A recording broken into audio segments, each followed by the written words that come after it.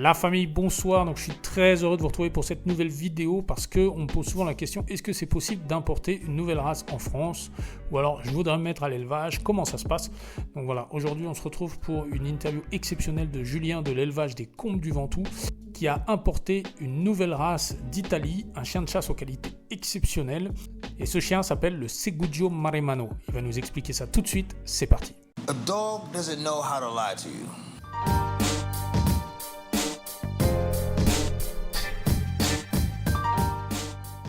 Bon, salut Julien, Salut, comment vas-tu?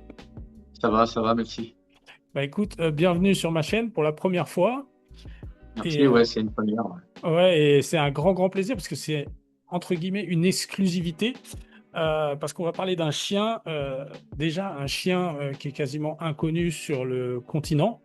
Peu de gens le connaissent, donc je crois que... Alors, c'est pas la première vidéo, j'ai regardé, il y a eu une vidéo en français il y a environ 9 ans, il faut que je rende hommage à ces personnes. Donc, c'était une vidéo d'un Corse qui s'appelle Ange Santouch et qui parlait de Alain Inghilieri. Donc voilà, donc comme ça c'est dit.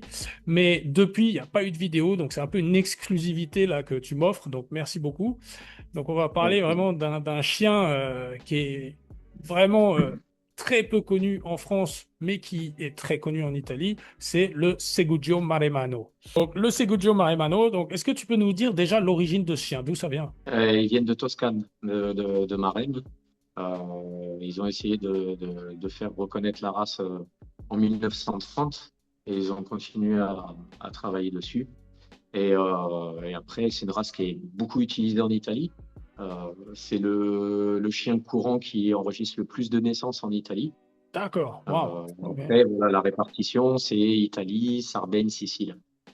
Parce que ouais, pour préciser le nom, donc Segugio, ça veut dire chien, chien courant, et Maremmano, donc c'est voilà, c'est de la région d'où il vient, en Toscane, comme tu viens de dire. Ouais, c'est ça. Et toi, alors comment t'es venu cette idée? Parce que donc on va parler de ça aujourd'hui. On va parler. En fait, il y a deux sujets qui sont intéressants.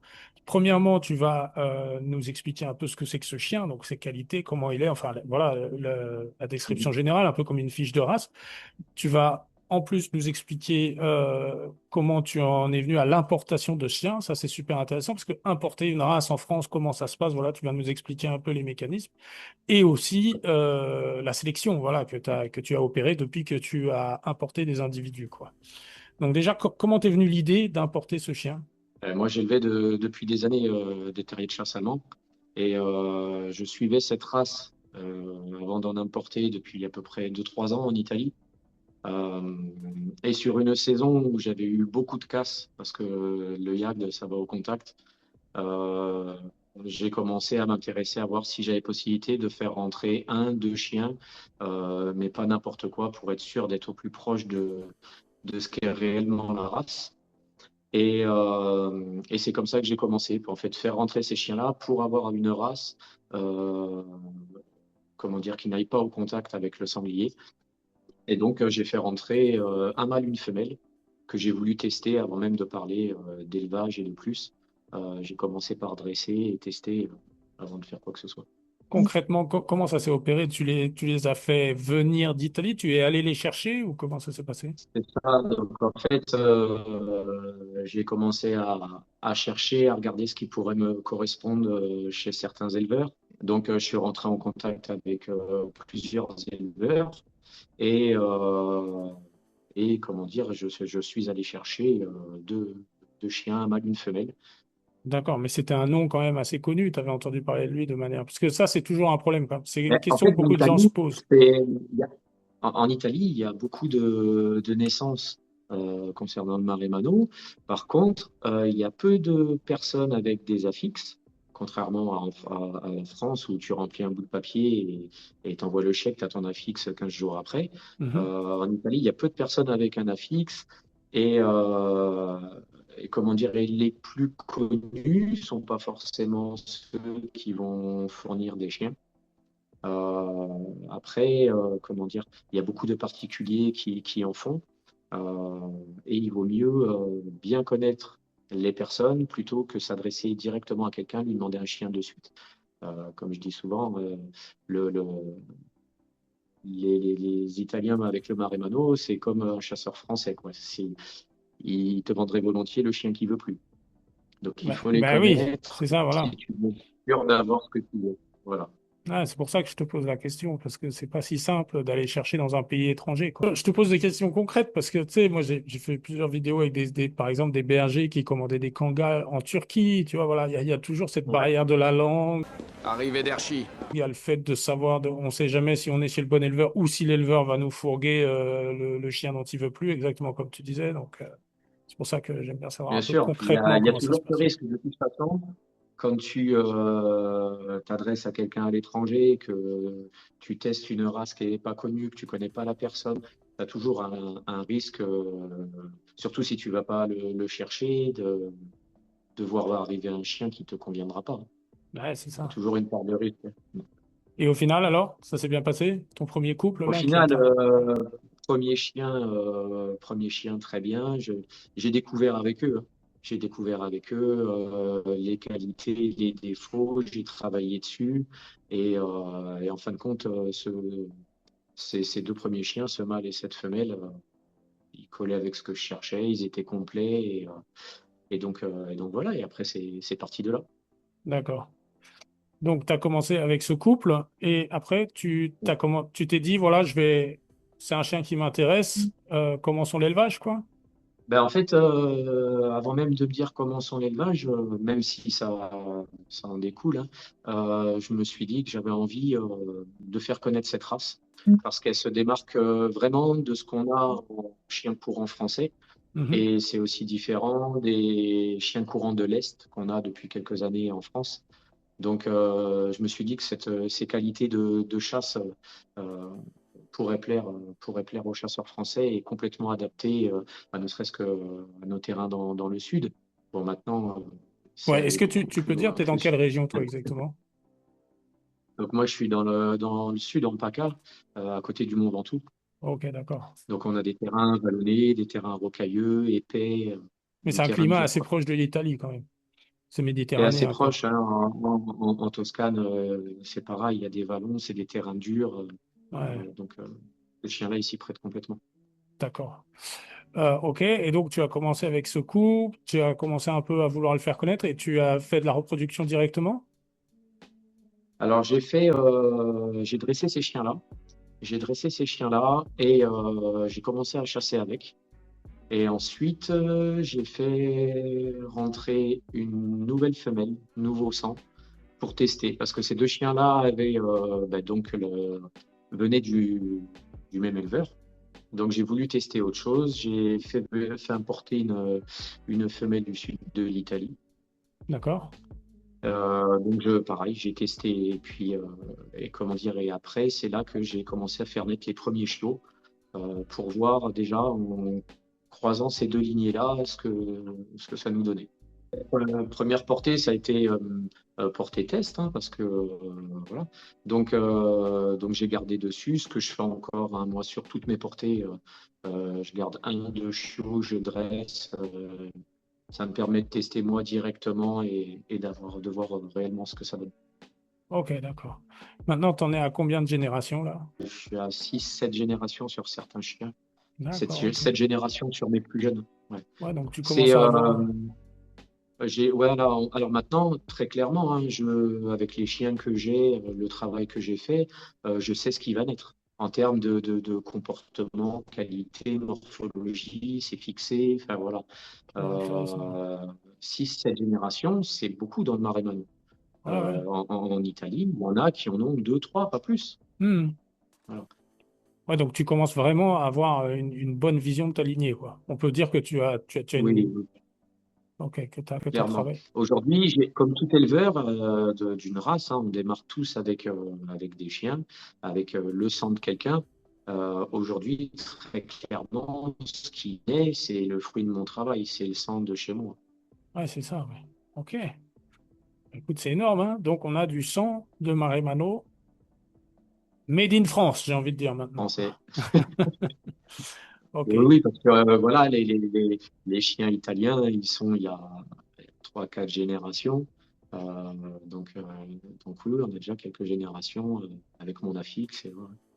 Et voilà, et justement, alors comment ça s'est passé au début pour déclarer la race? Donc, parce que la race n'existait pas en France, concrètement. Alors, sur le continent, j'ai envie de dire sur le continent. Elle était depuis longtemps, moi, d'après ce que j'ai vu, hein, tu me dis si je me trompe, il y avait quand même pas plusieurs Mm. personnes qui l'utilisaient en Corse. Bon, la Corse, voilà, c'est plus proche de l'Italie. Oui. En fait, le Maremmano, il est beaucoup arrivé en Corse par la Sardaigne. Ok. Beaucoup ont fait venir des chiens, mais il y avait. Ah, c'est pour ça que personne s'est heurté au problème que moi après j'ai rencontré pour mettre tout en place. C'est qu'en fait, ils importaient pour la plupart des chiens de Sardaigne sans pédigré. Donc il n'y avait pas de suivi de lignée, voilà, de génétique, il n'y avait rien. Euh, Certains ont été déçus parce qu'ils ont importé, ils ont arrêté, d'autres ont continué. Donc, il y en avait principalement en Corse, un peu dans le Var. Euh, voilà, pas plus, mais sans papier, sans pédigré.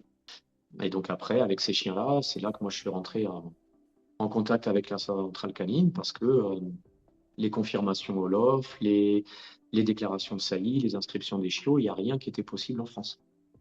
Et comment t'as fait alors? Tu l'as fait, non? Ça c'est, au final, ça s'est fait, Ah, ça. ça s'est fait sur 2 années quasiment. Donc on a comment dire, mis les choses en place. J'ai contacté la société Centrale Canine pour que modifie au niveau de leur base de données, ils nous permettent donc d'enregistrer, parce qu'on a les confirmations Olof en France, donc d'enregistrer la confirmation de nos chiens, parce que quand on importe un chien de l'étranger, on a un pédigré d'exportation, mais en France, il faut le faire confirmer. Donc, j'ai pu les faire confirmer. Ensuite, les déclarations de saillie, c'était pas possible. Donc, pareil, ça s'est fait au fur et à mesure. À chaque fois qu'il y a eu un problème, je suis rentré en contact avec eux. Et petit à petit, ça allait au choix de la couleur qui n'était pas possible. Et Est-ce que donc, tu peux après, voilà, expliquer, on a. tu peux expliquer pour les gens qui savent pas ce que c'est une déclaration de saillie? Comment ça se passe, quoi, en fait? Eh bien, comment dire, quand on fait reproduire deux chiens, Mhm. avant la naissance de la portée, on doit, alors maintenant ça se fait principalement sur l'espace éleveur, tout se fait en ligne, beaucoup se fait en ligne, mais on peut encore le faire en version papier. On déclare à la centrale canine le mâle et la femelle qu'on a accouplés, à quelle date, et ça on doit le faire avant la naissance des chiots. Voilà, donc normalement, tous les éleveurs doivent faire ça pour être sûr. Pour ensuite avoir une portée qu'on pourra inscrire au LOF. Voilà, c'est ça. Exactement. Et donc, toi, tu as eu un problème avec ça. Donc, comment tu l'as réglé, ça, ce problème-là? En rentrant en contact directement avec les différents services de la centrale Caline, et ils ont modifié leur base de données au fur et à mesure. Donc, on a pu enregistrer les déclarations de saillie. Ensuite, on a pu déclarer les naissances. On ne pouvait pas inscrire les chiots au LOF parce qu'on pouvait pas, il n'y avait aucune couleur dans la base de données. Donc, il a fallu qu'ils enregistrent les couleurs acceptées dans la race. Mhm. Et ensuite, c'était bon. Les premiers chiots étaient inscrits à titre au certificat de naissance. En fait, il y avait rien, c'est ça? Il y avait rien du tout par Il n'y avait rapport rien. à... Il n'y avait rien. Il y avait vraiment rien. Rien. Voilà. Il y avait zéro Marimano confirmé au LOF en France, zéro Marimano né au LOF en France. Il n'y avait rien. C'est incroyable. Tu vois, c'est pour ça que je suis super heureux de faire cette vidéo avec toi, là, tu vois, parce que c'est vraiment... c'est le... C'est ça qui était intéressant, c'était Ouais. alors après, moi, c'est pour ça, ça partait surtout vu que ces chiens-là me convenaient et que je me suis dit qu'il y avait quelque chose qui pouvait intéresser le chasseur français. Je me suis dit, je vais essayer de faire la promotion de cette race, la mettre en avant. Et donc c'est pour ça que j'ai essayé au fur et à mesure de tout mettre en place. Alors, tu parlais des couleurs, donc il y a plusieurs, il y a pas mal de couleurs, je crois. Donc, est-ce que tu Oui, peux expliquer les il y couleurs a un acceptées? panel ouais, il y a un panel assez large. Il y a du dégradé de fauve, donc que Ouais. ce soit du clair à presque rouge, comme on dirait ici. Euh, le blanc est accepté. Le blanc est accepté, donc ça peut être du fauve avec des taches blanches, avec des lisses blanches. Ensuite, il y a le noir et feu et le bringé. Donc c'est ce qu'on voit le plus souvent. En tout cas, moi, c'est ce que j'ai principalement. Donc c'est celui qui est rayé en fait. Ouais, ouais, c'est ça. Et bringé, ça peut aller du clair au foncé, c'est ça? C'est ça, clair, foncé. Ok. Et au niveau de la taille des poils, c'est comment? Il a fallu aussi le faire enregistrer, donc il existe le poil lisse et ce qu'ils appellent le poil fort. Nous, on appelle ça le poil dur en France. Hmm. Donc c'est du poil dur, plus long que le poil lisse. Après, on peut l'avoir dur et plaqué aussi, c'est accepté. D'accord, ok. Donc ouais, donc il y a pas mal de choses à accepter, quoi. J'ai envie de dire, c'est un standard assez large, quoi. C'est ça? Un standard assez large, c'est une race, disons que qui existe depuis un moment maintenant, parce que on parle des premiers autour de 1930, mais la FCI a reconnu la race à titre provisoire pour le moment, parce que justement, il faut continuer de fixer les choses. La FCI l'a reconnu qu'en 2018. Ah, ok, c'est très très La récent, ouais. race a été acceptée, reconnue récemment, en fait, hein, Ouais, bien sûr, ouais. Et c'est ça qui rend la chose intéressante, quoi. carrément. Ouais. Qu'est-ce que tu dirais, donc, après ce bilan, là, 2 ans à avoir passé à faire enregistrer cette nouvelle race, est-ce que tu dirais que c'est un processus facile ou c'est compliqué ou ça a pris le temps que ça devait prendre, quoi? Non, ça, c'est compliqué. C'est compliqué parce que on va dire que la centrale canine, c'est une usine. Avoir Ok. le bon interlocuteur, c'est pas évident. Mhm. Euh, faire les choses dans un délai restreint, c'est encore plus compliqué. Donc non, ça a été long. Ça a été long. Euh, non, c'est pas évident. Ouais, mais bon, ça a marché, ça a fonctionné. Est-ce qu'il y a un chien, par exemple, est-ce que tu te rappelles de quelques spécimens dans ta sélection qui t'ont vraiment marqué, des chiens qui ont vraiment marqué ta lignée? Je vais parler que d'un chien. Euh, c'est Ragnar. C'est un chien, c'est le premier champion de France. Ok, Voilà. Il faut savoir qu'aujourd'hui, on a, j'ai revérifié avant qu'on discute, on a aujourd'hui 106 Maremano inscrits au LOF. ok. Tous ces chiens ont le sang de Ragnar, ont le sang de ce champion. Ouah. Donc voilà, ce chien-là, il est le père, le grand-père. Il est à un moment donné quelque part dans les pédigrés des Maremaniens inscrits en France. Et Ragnar est né chez toi. Et Ragnar, non, il est pas né chez moi, il a été importé. C'est ce chien c'est le tout premier que j'ai fait importer. Ça a été avec ça. Alors, d'abord, ils ont confirmé la femelle. C'est la femelle qui a été confirmée en premier en France. Après, il y a eu Ragnar. Euh, et c'est ce premier chien. Sauf que, voilà, vu ses qualités, je me suis dit, je vais tout faire pour en faire un champion, pour le faire connaître et, et pour qu'il fasse partie de ces chiens dont on connaît le nom, on De va dire. l'histoire, ouais, de Mais l'histoire de la aujourd'hui, race en France, quoi. ben, il est carrément la base de cette histoire de la race en France. Bon, il a gagné le championnat de France. La centrale canine, aujourd'hui, tu regardes le standard du Segugio Marimano sur le site de la Société Centrale Canine, tu as la photo de Ragnar. C'est Ragnar D'accord. qui représente le standard du Marimano en France. Bah là, les personnes qui regardent le podcast peuvent apprécier la photo en même temps. Donc, comment ça se passe, championnat de France? Est-ce que tu peux expliquer un peu? C'est du championnat de travail, beauté, c'est quoi Alors, exactement? c'est compliqué pour le moment en France. En termes de travail, à part participer à des concours non officiels. En fait, en France, souvent, quand les races font un club, on participe à des épreuves de travail pour faire coter nos chiens. On les monte en cotation, on a des sujets confirmés, recommandés. Après, on essaie de les monter en élite quand on fait travailler aussi leur descendance.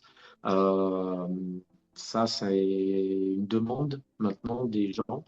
C'est peut-être un projet futur, mais ça passe. Ça doit passer avant ça par la création d'un club de race. Donc là, c'est pareil. Attends, est-ce que tu peux expliquer, faire passer en élite? Qu'est-ce que ça veut dire exactement? Donc en fait, pour le moment, on peut pas le faire encore avec le Marimano, mais pour prendre l'exemple avec les Yags, euh, on sort nos chiens en épreuve de chasse, on leur fait passer les différents tests d'aptitude naturelle et nos chiens montent en cotation. Donc ils passent de sujet confirmé, sujet recommandé. Et pour qu'ils montent en élite A, élite B, il faut que les chiots issus de ces chiens-là, eux aussi réussissent des épreuves de travail et soient cotés. Et à partir de là, quand on a fait coter des chiots, un certain nombre, hein, ça c'est les clubs qui montent leur grille de cotation, à partir de là, les parents de ces chiens-là montent en élite. Élite, en fait, c'est la reconnaissance en tant que reproducteur, c'est ça? Ah bah là, on est au maximum, oui, c'est-à-dire qu'on a confirmé au niveau du standard de par des expositions qui correspondent bien à ce qu'on cherche, et après il a été testé en termes de travail, et ça prouve aussi, vu qu'on teste la descendance, que la génétique est bonne et Ouais, c'est travaille ça. aussi, quoi. Ouais, donc c'est OK. Mm. Non, mais c'est intéressant. Les gens ne savent pas ça, forcément. Donc, en fait, ce qui se passe, c'est est-ce que c'est les mêmes jours, c'est sur plusieurs jours, la beauté et le travail, l'épreuve de travail, comment ça se Alors, ça, passe? ça dépend de ce qui est organisé. Enfin, quand je dis Pour beauté, il faut faire certaines, attention, c'est plus conformation, on va dire. C'est plus ça. voilà, c'est ça, exactement. Ça dépend de ce qu'on essaye de valider comme cotation. On peut sortir en exposition classique, comme après, on peut participer à des régionales d'élevage, des nationales d'élevage. Parfois, c'est national d'élevage. Alors souvent, c'est sur plusieurs jours. Quand on est, par exemple, euh, sur des nationales d'élevage, des fois, ils organisent des choses, des rassemblements sur 3 jours. On va avoir une journée nationale d'élevage où on va passer les chiens sur les rings pour la conformité au standard. Mhm. Et ensuite, les 2 autres jours, on va passer différentes épreuves qui rentrent dans ces grilles de cotation des épreuves de travail. Et alors, les épreuves de travail, est-ce que tu pourrais en décrire une, par exemple, comment ça se passe, quoi? C'est une simulation ou c'est vraiment de la chasse? En fait, on simule une action de chasse sans les armes et sans la finalité, mais on simule une action de chasse, c'est-à-dire une traque du sanglier, et après ils évaluent le travail du chien dans les différentes phases de chasse. Ce qu'on fait comme épreuve avec les yaks, par exemple, pour le moment, on ne peut pas encore le faire avec le Marimano. Donc, comment dire, ce qui a été possible, mais pas encore à l'international, parce que cette race-là, vu qu'elle est reconnue à titre provisoire, on ne peut pas encore valider des titres internationaux. Donc, ils peuvent sortir en exposition et être champions de conformité au standard. Par contre, pour passer des épreuves de travail, c'est du non officiel. C'est pas quelque chose qui servira à les monter en cotation. On peut faire des concours de meute, des concours de rapprocheurs, ou alors aller tester nos chiens en solo, en duo ou en meute, mais en Italie. D'accord. Donc là, Ragnar, quand tu dis les champions de France, c'est de conformité, c'est ça? Et là, en France, il est champion de France de conformité au standard. OK, d'accord. Après, les concours qu'il a passés, comme je dis, c'est du non officiel. On a fait des concours de ferme. Je me suis rapproché de certains pour faire les concours de rapprocheurs.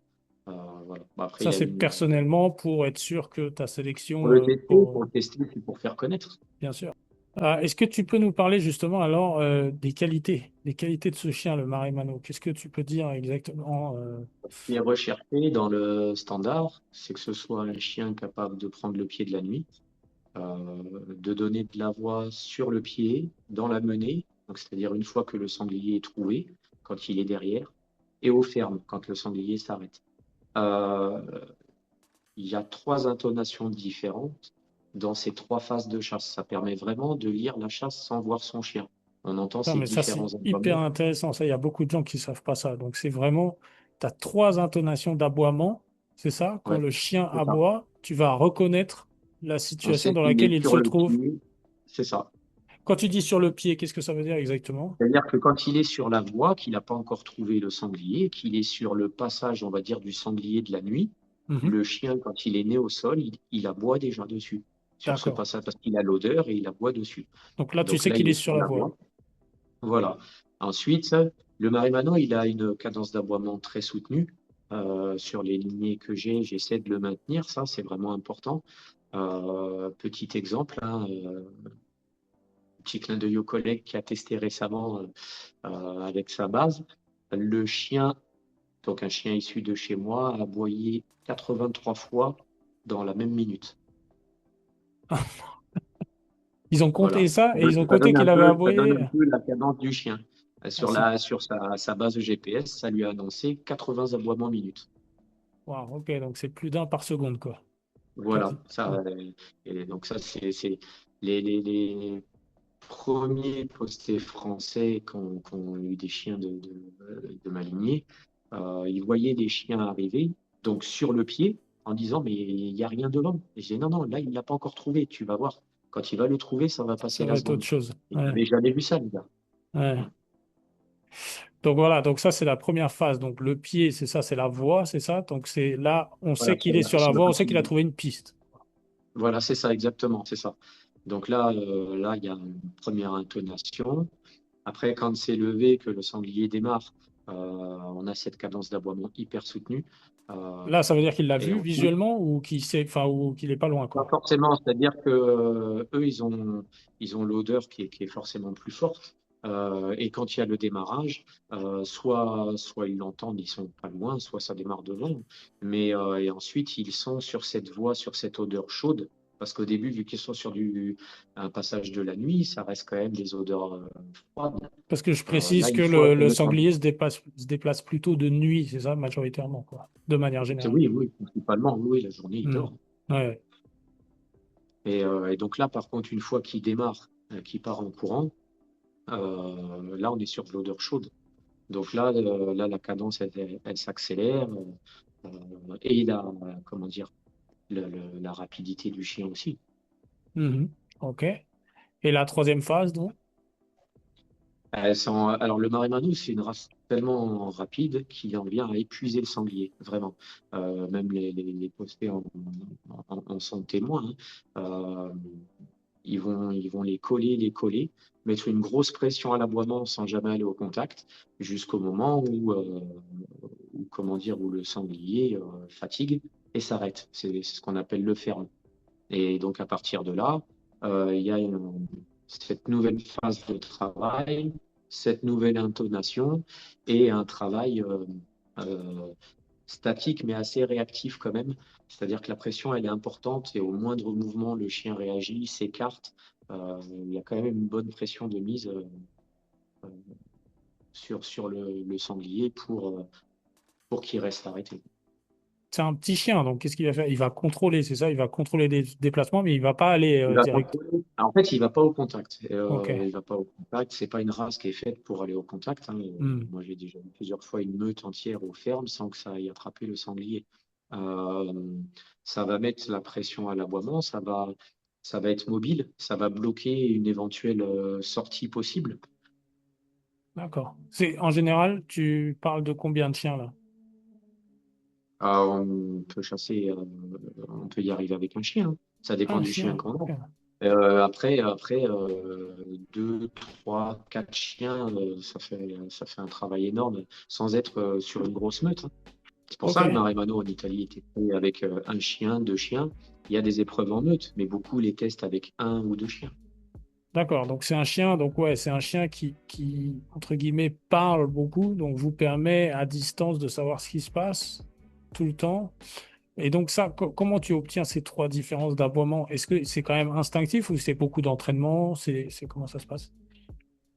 Non, non, ça c'est propre à la race. C'est C'est propre à propre la à la race. race. Après, il y a des lignées moins abondantes. Moi, j'ai eu des chiens que j'avais importés qui étaient moins abondants. Après, voilà, sur ma sélection, je fais en sorte qu'on reste sur des chiens avec une forte cadence d'aboiement, Ouais, c'est euh, ça. un timbre de voix important pour qu'on puisse bien l'entendre. Enfin, voilà. Donc, d'où l'intérêt, ouais, c'est ça, d'où l'intérêt de ta sélection, quoi. Toi, c'est de travailler sur des choses comme ça. Donc, c'est naturel, ça vient de la race, mais toi, tu sélectionnes pour être sûr d'avoir la meilleure. Il y a des choses qu'on peut maintenir, améliorer. Oui, oui. Bien C'est sûr. normalement le rôle de tout éleveur, hein, de Ouais, ouais, non, l'amélioration de non, la mais race. c'est sûr. Mais Donc, en... ouais, ouais, non, non, mais c'est très intéressant. Ensuite, l'endurance. Est-ce que c'est un chien qui a une endurance particulière? oui, c'est très clairement infatigable. C'est un chien hein, ouais, on l'a vraiment testé sur tout type de terrain. On peut faire de petites traques, on peut faire du buisson, des cannes, des zones humides comme en Camargue, comme des collines, comme de la chasse en montagne, Ouais, c'est des ça que j'allais te terrains demander. C'est privilégiés. adaptable sur plein de reliefs différents, c'est ça? Ouais, oui, oui, oui. Moi, j'ai vraiment testé sur tous les terrains et toute taille de track. Donc, des petits coups, comme disent certains, et jusqu'à de la chasse en montagne. Et des terrains vraiment durs, vallonnés. Durs, quand je dis, c'est sur de la roche. C'est infatigable. Il peut chasser une journée en montagne et le lendemain, on le reprend comme s'il n'avait pas chassé la veille. D'accord.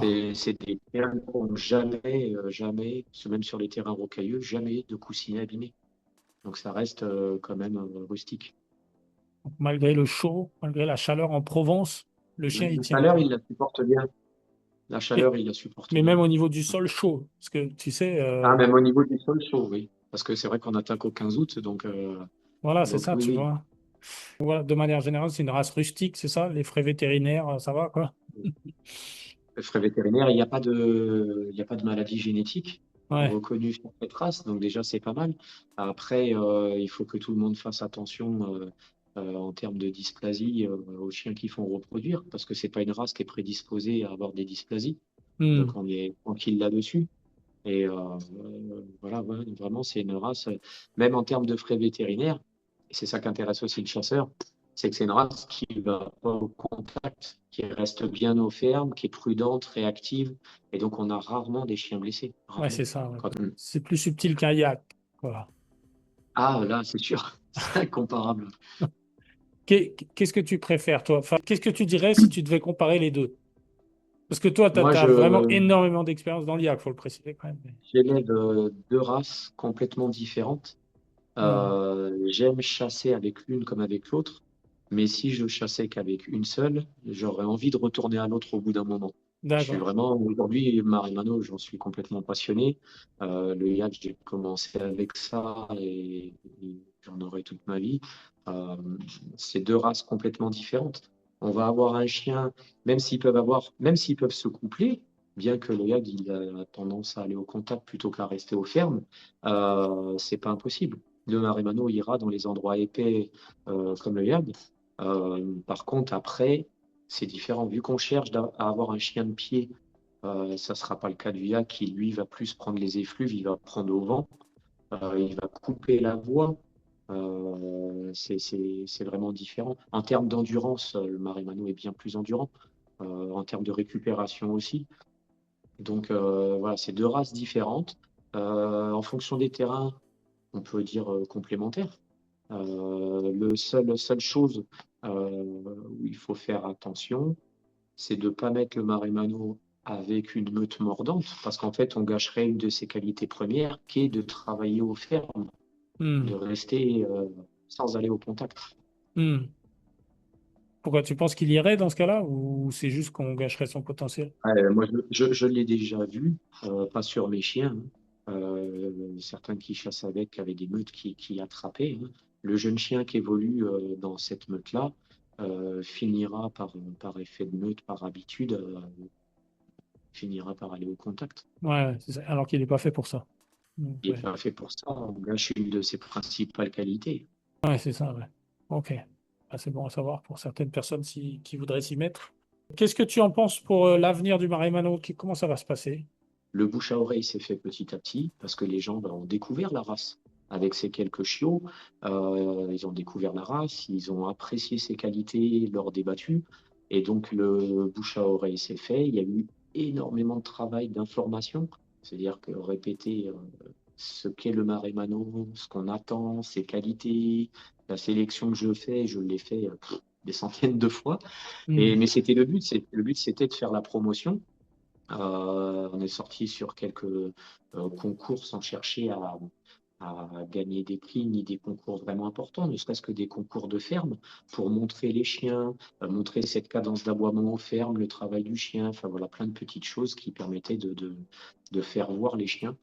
Et ça a été aussi la raison pour laquelle on les a sortis en exposition, que j'ai voulu monter Ragnar jusqu'au championnat, parce que ça permettait aux juges français, aux juges étrangers aussi qui sont sur les expositions françaises, de voir cette race-là. Donc voilà, le tout, c'était de faire cette promotion, et ça s'est bien fait. Ça s'est vraiment bien fait sur 5 années. Et donc, et donc la preuve, là, on est à une centaine de Marimano inscrits au LOF. On a déjà des chiots qui sont nés de ces premiers chiens. Et maintenant, il y en a partout en France. D'accord, ok. Hormis actuellement, hormis en Bretagne, euh, il y a du Marimano. Moi, personnellement, Ah, les j'ai fait Bretons, il partie leur des faut chiens toujours dans du toute la temps. France. Donc voilà. Et le bouche à oreille, c'est fait. La race plaît. On a des chiens qui sont partis en Espagne, en Suisse, en Belgique. Voilà. J'ai des clients vivant en France, mais des Italiens qui m'en ont pris. Euh, voilà. L'avenir est bon. Les gens sont demandeurs maintenant. Vu qu'il y en a de plus en plus, que la race plaît, les gens même maintenant sont demandeurs de la création d'un Mhm. club de race, pour pouvoir justement faire ce dont on parlait tout à l'heure, les épreuves de travail, monter nos chiens en cotation. Enfin, voilà. Ouais, d'accord. Pour vraiment organiser tout ça. Écoute, ça a l'air positif tout ça. Moi, de ce que j'ai vu aussi, c'est un chien qui peut faire un très bon chien de compagnie aussi, hein, parce qu'il y a aussi des gens qui Oui. vont peut-être tomber amoureux de ce chien. Ah bah, Donc, c'est un chien, ça aussi j'ai eu des bons retours, hein. Moi-même je l'ai testé ça hein, avec mes enfants, hein. Mais c'est un chien sociable. voilà. C'est pas un chien. D'ailleurs, l'agressivité est un défaut Bah, rédhibitoire, hein. c'est ce qu'on. Ouais. Voilà. Donc vraiment, un chien qui est agressif ne sera pas confirmé au LOF, hein. Oui, oui, Mais bien ça, sûr, ouais, dans ce moi, sens-là, ça ne oui, veut pas.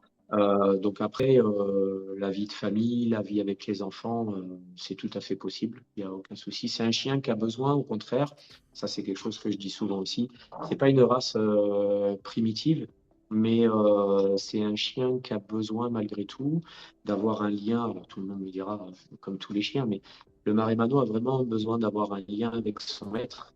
C'est pas un chien qu'il faut oublier 6 mois de l'année au chenil parce qu'on chasse pas.